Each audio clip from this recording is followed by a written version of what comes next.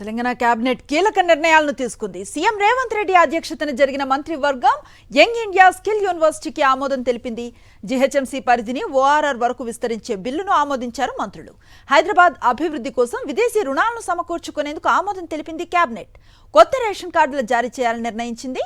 ఇక team India player Siraj, మహిళా star boxer Nikhat Zareen కు ఆర్థిక సాయంతో పాటు డీఎస్పీ స్థాయి ఉద్యోగం ఇవ్వాలని నిర్ణయించింది తెలంగాణ కేబినెట్.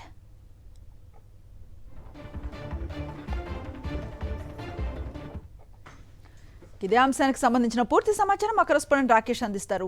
రాకేష్, కేబినెట్ నిర్ణయాలకు సంబంధించి ఎలాంటి అప్డేట్స్ ఉన్నాయి?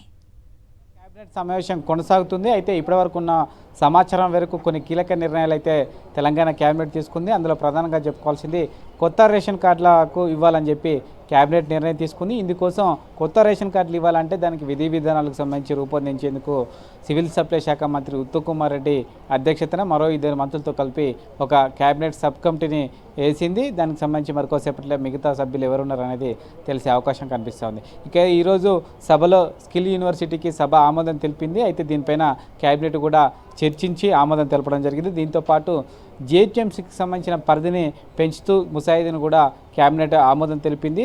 ఏదైతే ఔటర్ రింగ్ రోడ్డు ఉందో అప్పటి వరకు కూడా జీహెచ్ఎంసీని పెంచుతూ కూడా ఈ యొక్క కేబినెట్ నిర్ణయం తీసుకోవడం జరిగింది. దీంతోపాటు హైదరాబాద్ అభివృద్ధి కోసం విదేశీ ద్రవ్య సంస్థల నుంచి నేరుగా రుణాలు పొందేందుకు కేబినెట్ అప్రూవల్ చేసుకుంది.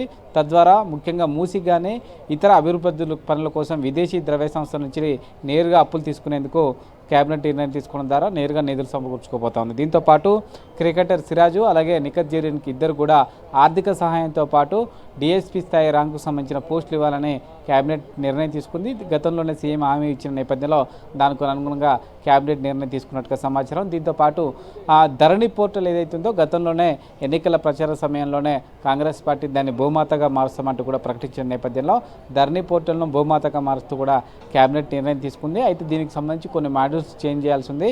దానికి అనుగుణంగా 1-2 రోజుల్లోనే సంబంధించిన రెవెన్యూ శాఖ దానిపైన ఒక నిర్ణయం తీసుకునే అవకాశం కల్పిస్తుంది. ప్రభుత్వ పరంగా మాత్రం ఈరోజు కేబినెట్లో ధరణి పోర్టల్ను భూమాతగా మారుస్తూ ఒక నిర్ణయం తీసుకోవడం జరిగింది. మరికొన్ని అంశాలపై కూడా చర్చ జరుగుతున్నట్టుగా సమాచారం. మొత్తం 45 అంశాల ఎజెండాగా ఈ సమావేశం కొనసాగుతుంది. కేవలం 10 అంశాలపైన నిర్ణయాలు జరిగాయి. మిగతా వాటికి సంబంధించి కూడా నిర్ణయాలు జరుగుతున్నట్టుగా సమాచారం. మరొక అర్ధగంట సేపు ఈ సమావేశం కొనసాగే అవకాశం ఉంది. Right, thank you Rakesh.